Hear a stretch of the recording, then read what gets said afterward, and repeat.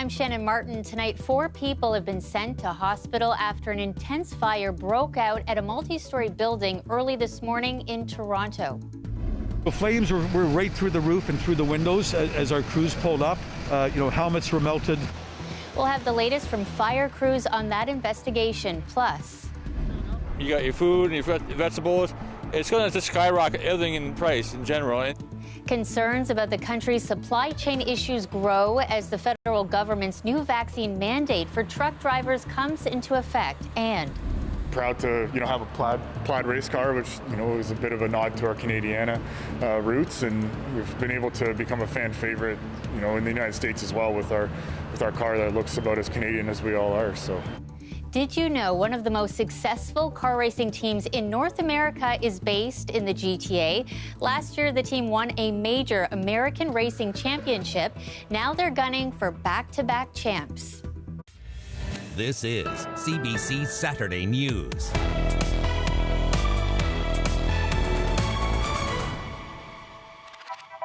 Thanks for joining us. 11 people were pulled from a burning apartment building in Toronto earlier today. 4 of them were taken to hospital. 1 man is fighting for his life at this hour. Getting the flames under control in the extreme cold has been extremely challenging. CBC's Dahlia Ashry has been there all day. She has our top story tonight. The area near Leeds Street and Ossington Avenue is still closed off, and as you can see, there's still a heavy police presence and fire crews are still at the scene. Fire crews have been working tirelessly around the clock since 6 a.m. this morning to battle the blaze, and most of the fire is under control right now, but they're still looking for hot spots. Now, as you can see behind me, the building is covered in ice, and that's because of today's colder temperatures. Smoke and fire was seen coming out of this 3-story multi-unit apartment earlier today. A 4-alarm fire causing over a dozen of units to be destroyed. Toronto Fire says the building has sustained significant damage. The ceiling of the building has collapsed, and so have some of the floors indoors. The blaze so intense, Acting Fire Chief Jim Jessup says it melted helmets of some of the firefighters. And with temperatures almost below 30 with the wind chill, Jessup says it's been a challenge to put out the fire. It impacts our equipment. I'm looking at air bottles freezing up right now. Our hoses are freezing. Obviously, the physical toll it takes on the women and men of our crews right now. Our big worry right now are the surrounding houses. As that water freezes and the weight increases, we are concerned about potential collapses, and so we've evacuated the houses that would be impacted. The Canadian Red Cross was at the scene earlier today helping displaced residents with shelter. Now, one couple we spoke with who's been living here for a decade says fortunately they managed to make it out safely with their cat, but they were momentarily confused, unsure whether or not it was a false alarm. We started hearing the alarm. We thought it was just a drill because like a week ago or 2 there was another fire here, and then we heard the firefighters and everything, and that's when we grabbed our stuff and headed out.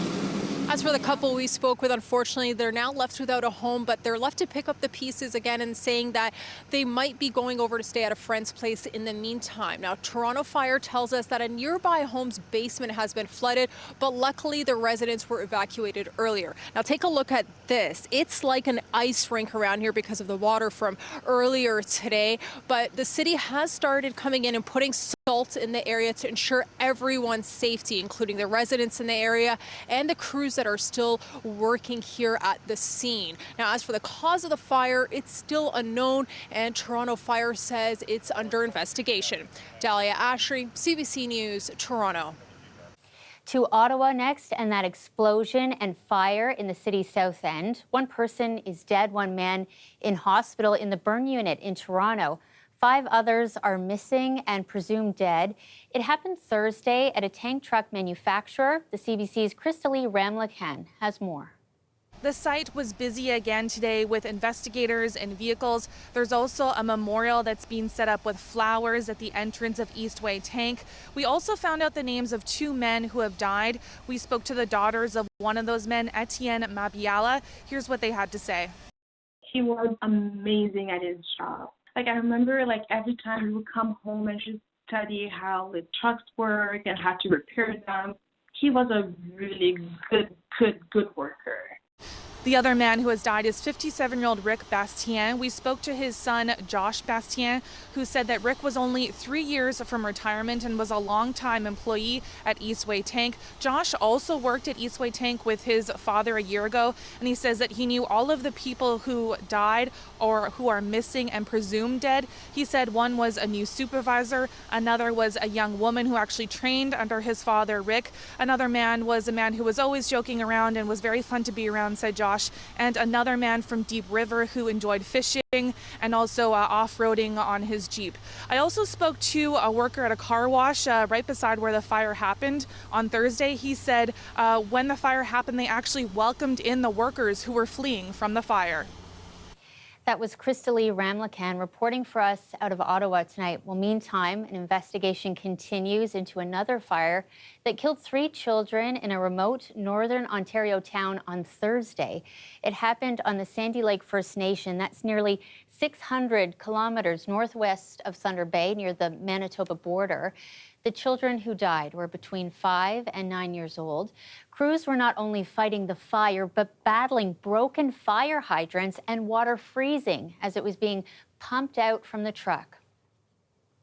Volunteers in Toronto handing out thousands of winter survival kits to those experiencing homelessness.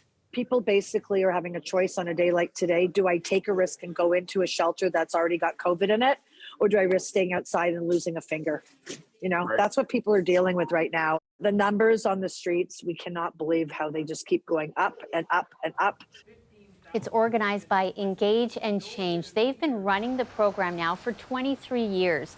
The group advocates for affordable housing, and the kits include everything from sleeping bags to PPE and hygiene products. If you're able to donate, you can head to their website.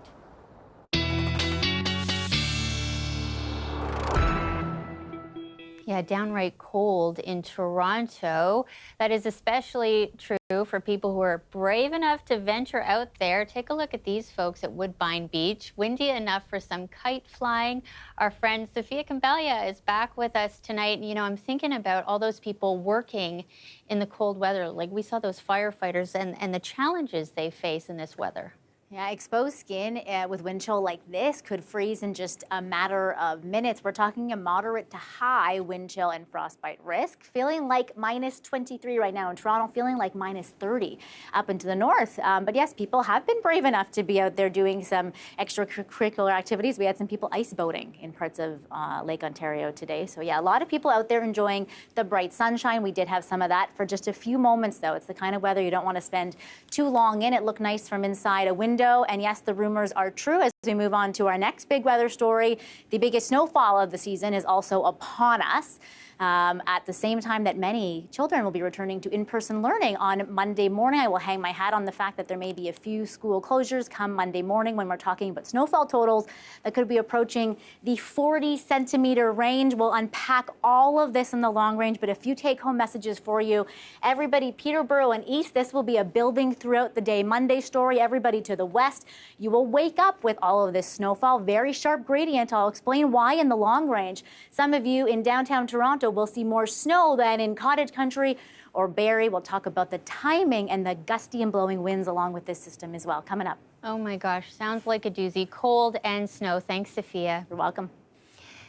A GTA-based motorsport team is gearing up for a 24-hour race in Florida. It starts 2 weeks from today. They've got their eyes on the big prize. As Dale Manuktuk shows us, they are one of North America's most successful teams, and they're on track to becoming back-to-back champs.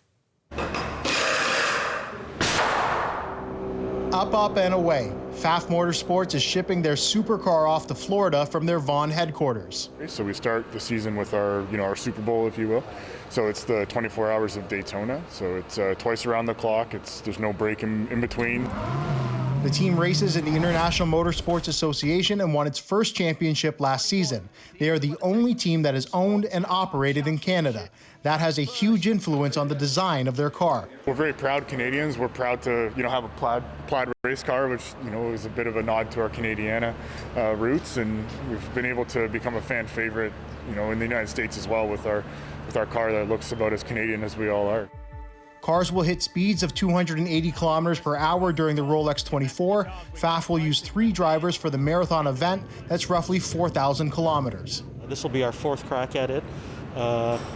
We've been successful over sections of the 24 Hours of Daytona. We've led a bunch of laps. We've been fast, but really, this is our opportunity to prove ourselves over the 24 hours. The team drives a factory-built car from Porsche that has 430 horsepower. But beyond the fast car is a lot of hard work and sacrifice, time spent away from family, especially leading up to the race. So this past week, as an example, it's been multiple 3 a.m. nights, a couple hours of sleep, and then back at it with an 18 to 20-hour day. They're always looking for an extra tenth of a second to help push them past the finish line, practicing intricate sequences until perfect. So just put it in perspective. You go to a lube shop, you get your oil change, your brakes done, you're there for an hour or 2. Our guys are doing it in 45 seconds. So it takes a lot of effort and choreography to get it down to that speed. In 2 weeks, they hope all of the preparation will push the plaid Porsche past the finish line. Bale, CBC News, Vaughan. And we'll be watching to see how they do. Okay, tennis star Novak Djokovic should be finding out soon whether he'll be leaving Australia or competing at the Australian Open. A court hearing now underway is assessing the latest government order. A second deportation order returned him to a detention hotel. A court last week ruled against him being deported for being unvaccinated against COVID. That allowed him to practice. The new order was issued on grounds his presence would encourage an anti-vaccination sentiment. The hearing's decision is said to be final.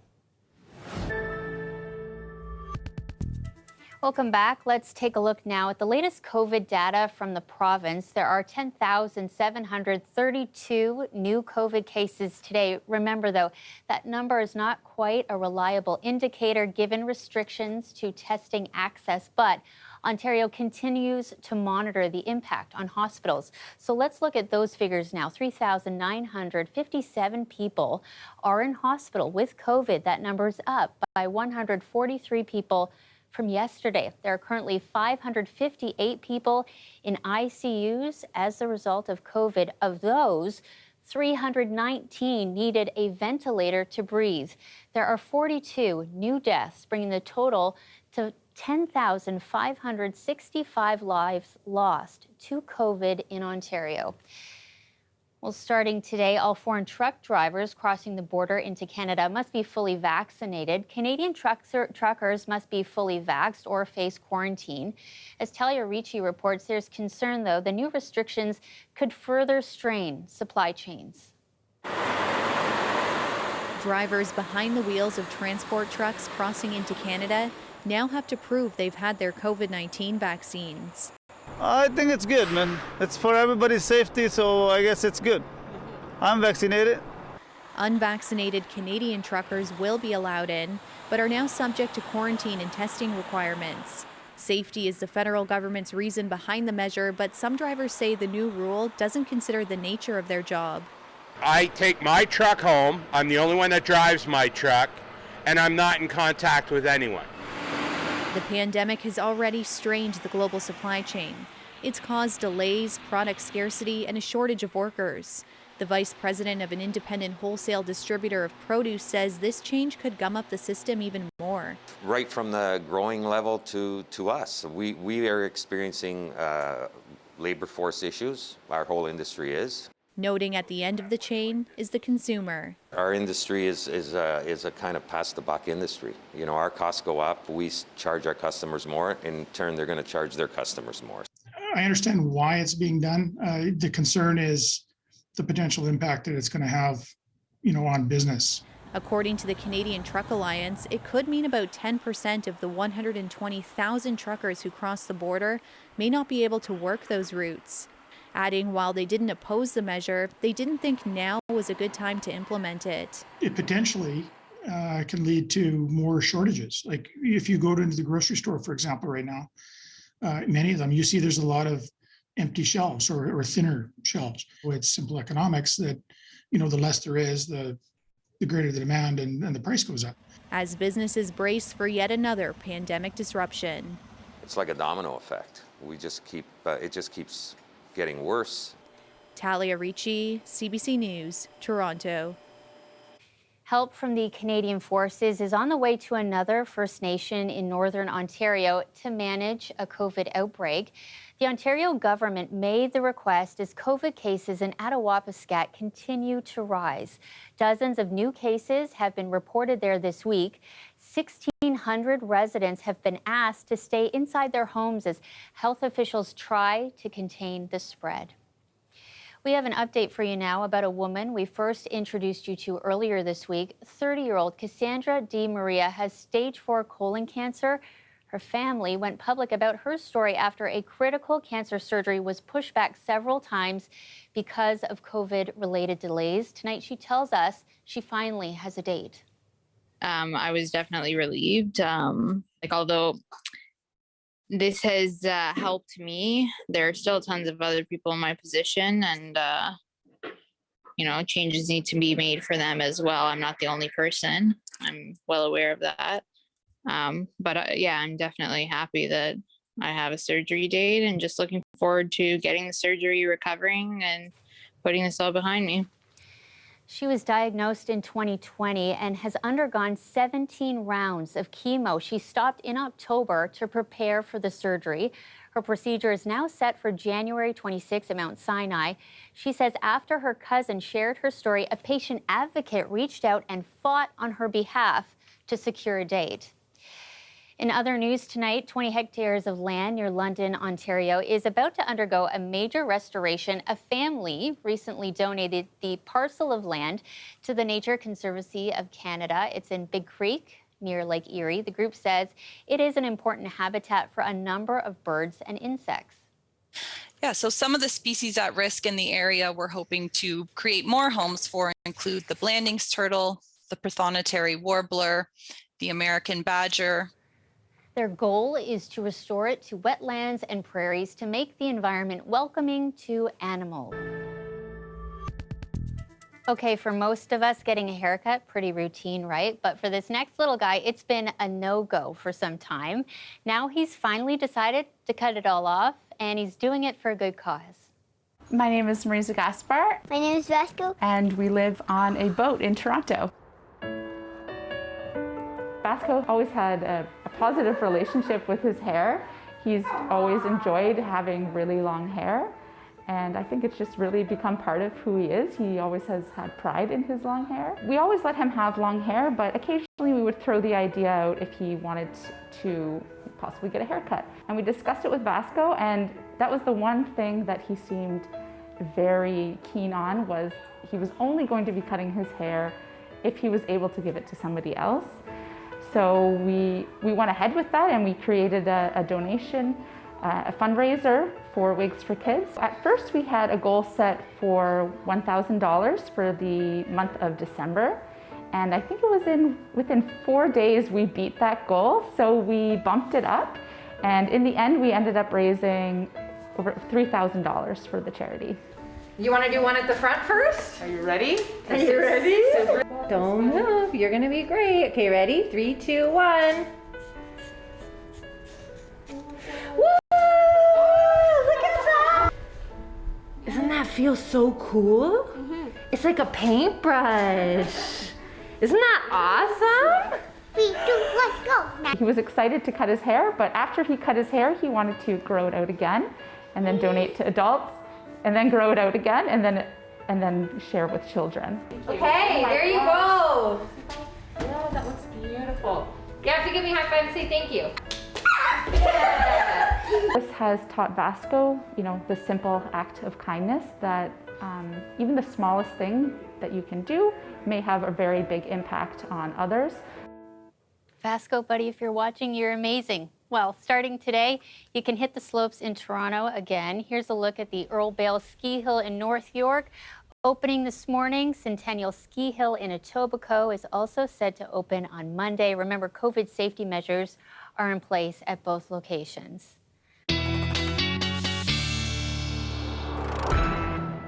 Sophia's back. She's tracking cold and snow and just all the winter things. all of the things, everything in the kitchen sink. Well, Mother Nature will add a little bit of powder, freshly made, to some of those ski hills. We've been talking about the cold. It's been the story for the past few days. Luckily, we'll be warming after kind of a really chilly, feels like -20 overnight period, to balmy, feels like -10 Sunday. It will be in advance of the next big snowy system. What would you rather have, the cold or the snow? Winter Storm Watch special weather statement out already in advance of this next big system. It is causing absolute havoc stateside. A 2,000-kilometer area from Memphis up to Maine being really ravaged by the ice and the winds and the snow with this system that is fueled by Gulf moisture. We will be just hit by the northwestern edge of this. We almost missed it, but we will get enough velocity to get into the real heavy snow in the southern Great Lakes Basin. And I'm talking really heavy snow. If you missed the last hit, upwards of 40 centimeters for some of you. That's over a foot of snow in the Niagara region and into eastern Ontario. Those are the real hot spots of who's gonna see the most snow, but there's gonna be a really sharp gradient. You'll barely know that there's a storm if you're in Windsor or in places in cottage country. But if you're driving, say, from Burlington to Niagara throughout the day Monday, you'll be driving in what feels like an extra 10 to 15 centimeters of snow per city that you travel. It'll be with really, really gusty blowing winds all day Monday around the QEW and the 401 and even the 403, gusting up towards 40 kilometers an hour. And then throughout the day Monday, as that snow is falling into eastern Ontario and into the nation's capital, up to about 50 kilometers an hour. So very gusty, but we warm. We're out of the extreme cold, luckily. Thank goodness. We'll see you tomorrow night, Sophia. With all the details. Well, as the saying goes, one person's trash is another person's treasure. That's the case for a Toronto man. He came across a bin of books left on the Danforth, discovering 2 that date back to the 1700s. I've never seen anything that's 300 years old just thrown out in the street.